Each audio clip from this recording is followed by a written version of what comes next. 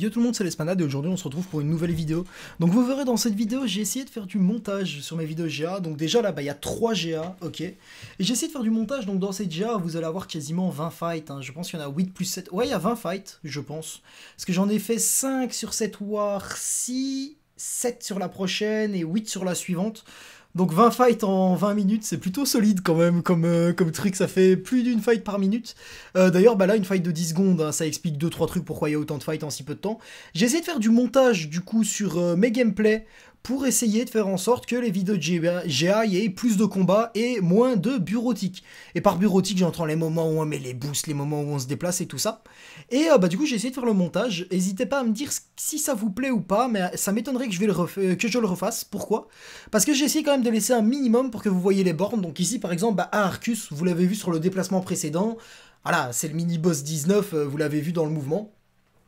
Mais je trouve que ça n'a pas d'intérêt au final, parce que la vidéo, du coup j'avais collé tous mes footage d'abord, puis après je les ai coupés, et elle est passée de 24 minutes 30 à 20 minutes 30.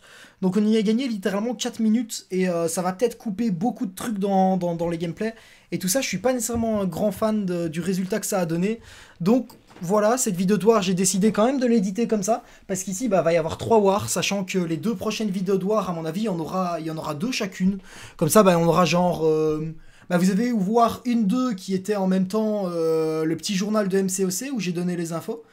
Du coup, on a war 3, 4, 5, et vu qu'il reste du coup 4 wars à la saison, ça fera 2 wars et 2 wars. Donc même sans couper, ce sera pas bien long. Donc voilà. C'est pour ça que ça a été comme ça. Enfin, explication éclatée, mais c'est pour ça que voilà, j'ai coupé. Je suis pas nécessairement fan du résultat. En vrai, c'est pas nécessairement que je suis pas fan du résultat, mais c'est surtout que le résultat, je trouve qu'on y a gagné tellement peu de temps pour tellement saccager, entre guillemets, tous les déplacements qui parfois peuvent être intéressants, que ça vaut pas nécessairement le coup, donc c'est pour ça que je le referai pas. D'ailleurs, ici sur Cersei, je vais quand même parler vite fait GA, j'ai fait une erreur, donc ici j'ai déclenché sa déviation, puis j'ai lancé mon SP2 direct. Alors qu'en vrai, j'aurais dû attendre que sa déviation rentre en CD avant de mettre mon SP2. Donc vous allez voir, ici je chill, je mets des petites parades, ça me fait gagner des armures, donc c'est tout bénef pour moi. Hop, un peu de chillage. Là, son truc est en CD, je vais mettre une pari, attention, hop, un petit SP2, et voilà, Cersei a dégagé. Donc dans cette war-ci, ouais, vous allez voir beaucoup de one-shot, c'est du colo. D'ailleurs, les wars, ça va être majoritairement du Colossus. Une autre chose aussi, j'ai supprimé 2 gameplays, donc en fait, il n'y a pas 20 gameplays, il y en a 19 ou 18, ok. C'est 2 fois Mister F vs Mangog en 54, parce que vu qu'on allait avoir 3 vidéos de war, que du Mister F vs Mangog en 54, on l'a vu, revu. Au final, je voyais pas l'intérêt de le mettre dans cette vidéo aussi pour encore la rallonger, qu'elle fasse 25 minutes au lieu de 20 minutes 44. Donc ici, sur cette war-ci et la suivante, j'ai un Mangog en 54. Je vous mettrai une vidéo qui s'appellera vidéo bonus Mister F vs Mangog en 54. Et vous aurez les 2 gameplays de Mister F vs Mangog en 54. Comme ça, s'il y en a certains qui veulent jouer Mister F vs Mangog en 54, sachant que à mon sens, c'est la meilleure option vs Mangog en 54, vous pourrez justement regarder directement ces gameplays-là. Si vous êtes intéressé, et sinon pour les abonnés qui l'ont déjà vu, parce que je l'ai déjà fait beaucoup de fois, donc pour les abonnés un peu plus anciens qui l'ont déjà vu plein de fois, voilà, il y aura la vidéo de war dure un peu moins longtemps, et à mon sens c'est un fight qui est intéressant, hein, mais vu que je vous ai déjà montré beaucoup, qui vous intéresse un peu moins, parce que on l'a déjà vu plein de fois. Donc ici on enchaîne sur le petit mojo, et du coup je dois dire un truc, c'est que niveau mutant, du coup on peut se demander comment s'est passée ma saison, parce que Last War, je vous ai fait les infos, puis je vous ai quand même pas parlé des wars, étant donné que après je vous ai parlé de Dr Octopus, qui était une excellente option vs la globale, mais qui faisait cracher le jeu, donc qu'il fallait pas utiliser. Alors au niveau des wars, comment ça se passe? On est sur 5 défaites d'affilée, et ces 5 défaites très malheureuses. Donc d'abord, on a eu les 2 vidéos de hier, enfin pas d'hier, qui dataient un peu, mais voilà, les 2 précédentes vidéos, donc ça c'est la nouvelle war, donc ça c'est la war 4 d'ailleurs. Les 2 vidéos, on a perdu 2 fois la war, mais on avait très mal joué sur les 2 premières wars, sachant que la 3e war aussi, qu'on vient de voir passer, de manière globale, les mutants, on avait très mal joué, et on avait fait à chaque fois plus de 25 KO, donc certes, au niveau du matchmaking, on n'a pas eu beaucoup de chance, donc le premier, on était tombé contre HC Kingping, mais là, on était très haut en rareté 1. parce qu'on avait profité du coup de l'intersaison qui faisait bouger les indices de guerre, mais pas les points, pour monter haut en rareté 1 et en profiter que beaucoup de teams jouaient pas. Du coup, à chez Kingping, on s'est fait défoncer, mais c'était logique de tomber sur une grosse team. Sauf que après, on a enchaîné Salty. Donc Salty, je sais pas si elle a bougé depuis, mais c'est une team top master aussi, donc ça va faire du top 10 master, je pense, pour l'instant qu'elle est. Donc voilà, bah, on aurait peut-être pu tomber sur un low master, mais de toute façon, ça aurait pas changé grand-chose. Après, on a réenchaîné Palo. Donc quand on était juste au bord de la rareté 1, donc on était rareté 1, mais on allait se faire démote si on perdait. Là, on a enchaîné Palo. Palo qui est une team low master, donc niveau MMR, c'est pas nécessairement une énorme chance. Donc MMR c'est matchmaking grade, donc c'est qui est-ce qu'on face. Donc c'est pas une énorme chance non plus, étant donné que Palo, bah, on aurait pu très clairement taper des personnes qui jouaient Platine 1. Il y a plus de joueurs Platine 1 que de joueurs Master en low rareté 1. Et après, bah voilà, on face 3 gros opposants, ça arrive. Sauf que le truc c'est que encore après, là, on joue une noire contre PICB. PICB qui nous a fait 8 KO en tout. Sachant que là on était en rareté 2, donc 8 KO en rareté 2, c'est vraiment un score, genre tu vas le croiser un match sur 20 hein, dans tes adversaires. Et après, ben, la war suivante, on a recroisé encore une team, c'était genre Iron Man Factory. Alors pour ceux-là par contre on a un doute, soit ça va être une team, sachant qu'on avait moins 38, donc eux ils étaient carrément même low rareté 2. Soit ils étaient en train de se faire pilote, donc on a des doutes parce qu'ils jouaient tous en même temps. Soit c'était, bah, on a eu plusieurs team masters qui sont désagrégés récemment, et c'était justement quelques-uns de ces gens de team masters qui avaient team up pour monter dans la même team. Toujours est-il que du coup, encore pas de chance au matchmaking, ils ont terminé avec 11 KO qui est également un énorme score en rareté 2. Malgré tout, comme je vous ai dit, les 3 premières GA on les a super mal jouées, ok. On a fait 26 KO. Mais moi je vois quand même le truc du bon côté des choses, c'est que la GA4 et la GA5, on a nous aussi fait d'excellents scores. Pas suffisant pour gagner, étant donné que la GA4, donc celle-ci, on a fait 17 KO, mais il y avait 6 KO sur un Doom, donc sur Doom Top Boss on a fait 6 KO dans un des groupes, mais c'était parce que bah, de toute façon la war elle était finie, hein. Donc le type il a fait un passage, il est mort, donc, enfin le type qui devait faire le boss quoi, il y est allé, il est mort, donc il allait pas réa alors que la GA on savait qu'elle était loose. On a bourriné le boss, enfin le reste de la team, donc de ce groupe là, il a bourriné le boss, c'était pas de mon groupe. Et voilà, donc entre guillemets, on a fait une war à 12 KO, donc on va quand même compter 1 KO sur le Doom. Et dans une war où on aurait pu gagner, bah, il aurait réa, il aurait passé avec une réa plus full heal. Donc une war 12 KO qui est un excellent score. Et ici, ben, cette war-ci, on va la finir avec, si je ne dis pas de bêtises, 13 KO. Donc c'est un excellent score aussi. Donc moi personnellement, je vais pas trop râler sur le matchmaking, great. Déjà, je vais féliciter tous les mutants, parce que ben, on commence... enfin, on a trouvé comment bien setup, on commence à faire de très belles wars. Et là, pour l'instant, on est classé 20ème P2. Mais on sait tous très très bien que si on continue à faire des scores comme ça en War, et bien que là, nos prochaines guerres, on va très probablement les gagner. Et qu'on va pouvoir justement remonter assez facilement P1. Sachant que notre objectif chez TN3M, ça a toujours été de hold P1. Et que pour l'instant, on n'a aucune... envie d'être master. Enfin, pas envie, mais genre, on sait qu'on sera pas master, quoi. Donc, on veut jouer P1. Si on continue de faire des belles wars comme ça, bah, on sera clairement P1 en fin de saison. Donc oui, voilà, 5 défaites. Je vous explique un peu pourquoi on a fait les 5 défaites. Toujours est-il que c'est pas nécessairement dramatique, très honnêtement, et que on va assez vite remonter en platine 1 si on continue à faire des wars ainsi. Donc on continue les gameplays. Là, bah, vous avez pu voir que j'ai été face Kaïd avec Omega Red en 22. Et en vrai, à l'époque, Kaïd en 22, je l'avais déjà fait plusieurs fois avec Omega Red. Donc ce que je faisais, c'est je retirais la maîtrise dextérité. Mais d'ailleurs, ici, je me rate complètement sur Pyramidix. Mais du coup, là, je m'étais un peu raté. Je fais 15%, honnêtement, ça fait longtemps que j'ai plus joué Omega Red. Mon Omega, il est un peu rouillé, parce que d'habitude, je l'ai déjà fait plein de fois. Je finissais à chaque fois quasiment full life. Bon, c'est passé. J'avais mis le boost d'invulnérable exprès, parce que je savais bien que le combat pouvait mal se passer. Et comme quoi, je suis content de l'avoir passé. Et là, bah du coup, on continue. Vous me verrez souvent L8, parce qu'on joue par bloc, ok. Donc, par bloc, ça veut dire quoi? Ça veut dire que on va avoir 3 joueurs par îlot. Donc on en a 3 qui sont désignés, pas design, pour aller à droite, 3 pour à gauche, 3 pour au milieu. On va tout le temps moi avec 2 mates à droite, etc. Et le dernier, il est dans les 3 groupes et il voit qui a besoin d'un backup. Et il faut savoir que dans mon groupe, il y en a un, il connaît super bien la L9, mais il connaît pas nécessairement super bien la L7 et la L8. L'autre connaît super bien la L7, mais pas nécessairement très bien la L8 et la L9. Et du coup, vu que moi, ben, je connais bien la L8, bien la L9 et bien la L7, et bien c'est pour ça que vous allez souvent me voir L8. Parce que justement, bah, mes 2 mates, il y en a un qui aime bien la L9 et l'autre la L7. Et moi, ça m'arrange bien de jouer L8 en plus, parce que c'est une ligne sur laquelle Colossus et Mister F passent très très bien. Donc là, on avance tranquillou. D'ailleurs, dans les wars, j'ai mis beaucoup de boosts mutants avec Colo. Enfin, pas nécessairement beaucoup de boosts mutants avec Colo, mais j'ai regretté beaucoup d'en avoir mis. Donc, vous avez pu voir que j'ai mis quelques fois des boosts mutants, et qu'ils m'ont littéralement servi à rien, en fait. Parce que soit je one-shotais le combat en 1 SP2, soit en 1 SP2, le combat était quasiment terminé. Donc, très honnêtement, là, je pense que c'est le 4e boost mutant que je mets de la vidéo, ou le 3e.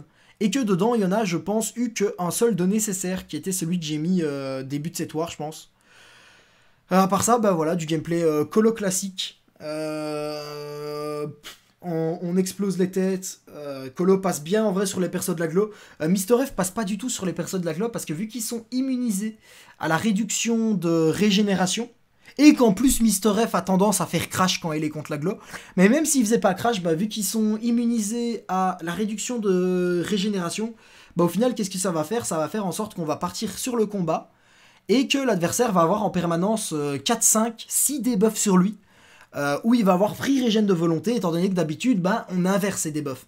Donc c'est avantageux, parce qu'avec désespoir 3 sur 3, on les inverse quasiment dès le début du combat, hein, même pas besoin de lancer un SP2. Suffit juste que l'ennemi lance un SP, c'est fini, c'est inversé, ou qu'on mette la maîtrise fatigue, là, qui est après Inequity. Mais là justement, bah, c'est pas un avantage, c'est un gros désavantage parce que bah, il va régène blindé. Donc pas très intéressant Mister F vs Laglo. Par contre, Colossus très solide. Du coup là, dernier combat de cette war-ci, j'ai fait Mangog. Donc là c'était la war contre PICB où on a fait du coup 17-8. Enfin plus 12-8 que 17-8. Donc voilà, petite défaite encore une fois. Et là, ben, la war se mettait mal pour que je prenne L8 et mon mate L7 et l'autre L9. Donc bah, je me retrouve L9T1, parce que la L9T1 elle était assez chiante, c'était Domino, puis Terrax, puis Korg. Donc bah pour aller chercher des contres à tout ça, ça peut un peu emmerder. Ou alors bah tu prends Colossus et tu les défonces tous, au lieu de commencer à t'emmerder à avoir Kaïd, plus Nimrod, plus Chick, plus Chuck. Du coup bah je me retrouve avec Colossus, L9T1, et bah, ah mais en vrai je pense pas que je vous ai envoyé beaucoup de vidéos de Colo L9. Colo L9 ça fait du cheese, pourquoi donc? Bah en fait avec son éveil quand on va être immu à un debuff, on va bah, avoir un pourcentage de chance de gagner des armures. Sachant que L9, ben, Colo en T1 est mieux à Incinération. Donc quand c'est Incinération, vous frappez et vous allez gagner beaucoup d'armures grâce à l'incinération. Et Colo L9T2, bah, il est immu Saignement, donc c'est un peu la même histoire. Sauf que là, c'est pas Incinération qu'on est immu, c'est à Saignement. Donc quand il y a Saignement, vous frappez, et quand c'est Décharge, vous frappez pas, à moins d'avoir une Odin. Et du coup, ouais, bah c'est vrai que je pense pas vous avoir donné beaucoup de vidéos de L9 Colo, mais moi j'en ai fait beaucoup parce que quand j'étais en vacances, donc vous avez pas eu les GA, en P3, bah justement j'étais L9 avec Colo chez les Lions, donc bah j'ai fait 12 GA L9 et à chaque fois j'avais Colossus dans ma team et j'explosais la L9. Je pense que j'ai eu juste une GA où j'étais avec Cap MCU au lieu de Colo, un truc du genre. Et du coup, bah voilà, Colo L9, excellente option. Honnêtement, on pense toujours à Redulk et à Kaïd, et on pense pas beaucoup à Colo, alors qu'en vrai, Colo, il utilise plutôt bien la L9 aussi. Étant donné, bah, comme je viens de vous dire, ça nous permet de monter en armure super rapidement. Surtout que là, c'est un Terrax, donc on voit, avant mon premier SP2, je suis déjà à 15 armures. Juste un petit truc, je ne lance pas de SP2 dans ce fight-ci, parce que j'ai le boost mutant Powerback, qui va faire en sorte que bah, quand je lance mon SP2 ou mon SP3, enfin mon SP2 ou mon SP3, ça va me faire remonter en pouvoir. Mais vu que l'adversaire, c'est le combat L9T1, mais la deuxième borne, et bien quand on monte en SP1, il gagne un buff d'indestructible, bah si je lance mon SP2, je vais récupérer du pouvoir, et dès que je serai en SP1, bah il va gagner le buff d'indestructible, donc c'est pas nécessairement rentable. Donc voilà, dans le truc je vous ai pas montré, mais j'ai un Max White avec moi et je me suis mis une petite Max White sur le corps, voilà, tout simplement. Sachant que si je vous montre pas les boosts, ça veut dire que c'est les mêmes boosts que je vous ai montré ou qu'il y en a pas. Après j'ai tout le temps des boosts, mais si je vous remonte pas les boosts en 2 vidéos, en 2 skips de combat, bah, c'est que c'est les mêmes boosts, hein, tout simplement. Et du coup, j'avais déjà fait du coup ce combat avec Omega Red. Et en vrai, Omega Red, il peut bien passer ce combat, mais comme j'ai dit, je suis plus assez à l'aise avec Omega Red que pour aller prendre ce combat-là avec. Donc c'est pour ça, j'ai juste pris Magneto Blanc. D'ailleurs, Magneto Blanc qui va me servir après. Sur le Havok, je vais vous expliquer pourquoi. Donc Havok en 22. Et c'est pour ça que j'ai Magneto Blanc, pour mettre une pré-fight sur le corps, une pré-fight un peu plus loin, mais surtout aussi pour ses synergies. Donc premièrement, il faut savoir que la synergie rédemption de Magneto Blanc donne plus 10% de précision de compétence à tous les persos métaux, et plus 8% d'attaque à tous les persos métaux, ce qui est plutôt assez solide sur Colossus, hein, parce qu'il est métal et héros. C'est plus 8% d'attaque aux héros et 10% de précision de compétence aux métaux, je me suis un peu trompé. Et il y a une synergie aussi avec Colossus qui va faire en sorte que l'adversaire a 65% de chance de moins de purifier nos buffs. Et du coup ici je me retrouve contre Havok en 22 qui genre toutes les 7 secondes il va purifier les buffs que je vais gagner. Et c'est toujours pratique, il va avoir 65% de chance de moins d'aller me les purifier. Donc c'est toujours sympathique, ça me permet de perdre un peu moins de buffs entre guillemets. Mais de toute façon le combat il va être vite réglé parce que j'ai mis un boost indestructible, j'ai des armures, donc le Havok il peut pas me faire de dégâts avec ses plasmas. Et vu que j'ai le boost indestructible, il lance des SP3. Donc vous voyez, je remonte assez vite en armure. Et j'enchaîne assez bien les SP2 parce que là j'ai lancé un SP2. Powerback me remet quasiment en SP2. Havok lance son SP3, donc j'ai à nouveau mon SP2. Donc le combat il est pas bien compliqué honnêtement. Le seul truc auquel il faut faire attention c'est de ne pas se prendre de coups hors garde. Parce que sinon ça enlève ton buff indestructible et du coup t'as de grandes chances de crever sur le SP3 d'Havok. Genre si tu te prends... Allez, si tu perds le buff d'indestructible puis que tu te prends 3-4 SP3 d'Havok, il y a moyen que tu sois mort à la fin. Parce que Coloss c'est quand même vachement tanky, donc le SP3 d'Havok jamais il le one shot, il le met même pas mid-life hein, pour vous dire. À partir du moment où t'es stack en armure. Donc à partir du moment où t'as 10-15 armures, genre le SP3 d'Havok qui t'enlève 30% d'HP, ça fait quand même chier, donc vaut mieux pas se prendre de coups hors garde pour éviter ça. Donc ici Omega Red contre Killmonger en L8 T1, je comprends pas le placement, il sert à rien, je me mets une Max White pour qu'il y ait quand même moins de pouvoir, et je m'étais mis un buff d'indestructible, comme ça je devais moins me faire chier à lui faire cracher l'SP. Et du coup, en fait, je comprends pas le placement parce que Killmonger a aucun buff. Du coup, il profite pas du tout des bornes. Et dans un autre sens, la borne me donne un buff à moi. Du coup, j'ai Rich Get Richer en permanence. Et le Killmonger, vous avez vu, je l'ai complètement défoncé, celui-ci. Donc honnêtement, le boost indestructible... En vrai, je l'aurais quand même mis pour pouvoir le push en SP3. C'est toujours une sécurité que j'aime bien prendre. Et à part ça, le combat, il se fait tout seul, mais vous en croiserez pas souvent des Killmonger sur cette bande-là parce que le placement est éclaté. D'ailleurs, j'avais oublié de mettre mon boost mutant sur le gameplay précédent, donc là, je vais le mettre. Donc là, on va face Annihilus L8T1. Ça va être un peu le même concept hein, que les gameplays de Colo que vous avez vu dans toute la vidéo. Ça va être un SP2 et ça dégage. Et ici, ah oui d'ailleurs, ici il y a un Mangog en 54. Et on a testé Silver Surfer dessus, donc j'ai un mate dans mon groupe. Il a pris Silver Surfer pour aller le tester. Et du coup, la vidéo de ce Mangog en 54, si vous l'aurez pas, parce que c'est pas moi qui l'ai fait. Et je vais décaler du coup sur l'opposé de Mangog. Donc il y a une Misty en... Je pense c'est 55 sa borne. Donc il y aura pas de Mangog 54 pour cette war-ci, ce sera une Misty en 55. Donc voilà, en parlant de ça, le Annihilus, pas bien compliqué. En soi, c'est des combats colo, même si c'était pas L8, globalement, les combats colo, c'est vraiment pas compliqué. Hein. Quand colo passe, on explose tellement le truc, on est increvable, quoi. On a tellement de résistance. Là, du coup, je vais arriver sur TPX. Ah oui! Non, je me rappelle de ce gameplay. Il est super rigolo. Vous allez voir la puissance de Colossus avec un boost mutant juste ici. Donc là, j'arrive. Heavy, SP2, paf paf, SP3. Voilà, on monte en SP3 avec le SP2. Sauf que mon SP2 l'a renversé, donc ça a activé la borne globale, vu qu'elle s'est pris un debuff sur elle. Et mon SP3 la laisse qu'à 5%. Donc pas grave, hop, je me mets en blocage, je lance mon SP2, et je sais pas pourquoi, elle a régène plein d'HP de nulle part. Sauf que c'est pas grave, mon SP3 m'avait rendu mon SP2, et mon SP2 m'a rendu mon SP3. Donc je lance le SP3, et bisous. Voilà. Voilà, c'est ça que j'aime bien avec Colossus, quand il a... le boost mutant là qui rend du pouvoir quand on lance des SP, parce que parfois ça donne des situations comme ça incroyables qui sont totalement drôles, donc voilà. Ici Misty, j'ai eu un peu peur hein, sur la Misty. D'ailleurs si vous demandez, la dernière pré-fight Magneto Blanc, je l'ai mis sur le galant qui était juste avant Misty, donc il y avait un galant en 53, et j'ai un poteau qui l'a pris avec... C'est quoi encore la vache là? avec Rintra. D'ailleurs, très bonne option, Rintra contre Galant en 53, hein, si vous cherchez une option contre lui. Et là, bah, dernier combat de la War, Mystic Knight, hop, SP2. Vous verrez bien, le SP2 il a tapé un peu moins fort, donc bon, il m'en faudra un. Et je pense que je vais faire une erreur et que je vais me prendre des fameuses tatanes. C'est où? Ouais, c'est bientôt. Ici, en fait, je me mets en blocage, elle lance son SP. Hop, je pense que je vais la contre... Ah non, je me rappelle plus c'est quand. Ah voilà, c'est ici. Non, même pas. Ah, je sais pas. Bref, de toute façon, ça va être la fin de la vidéo, donc j'espère que vous avez aimé cette vidéo des 3 wars réunis. C'est plus facile pour moi de faire 3 wars, ça me prend moins de temps d'édition, honnêtement. Et bah, je vous souhaite une bonne journée, une bonne après-midi, une bonne soirée, un bon matin, un bon café. Et on se revoit bientôt pour une prochaine vidéo. Allez, peace!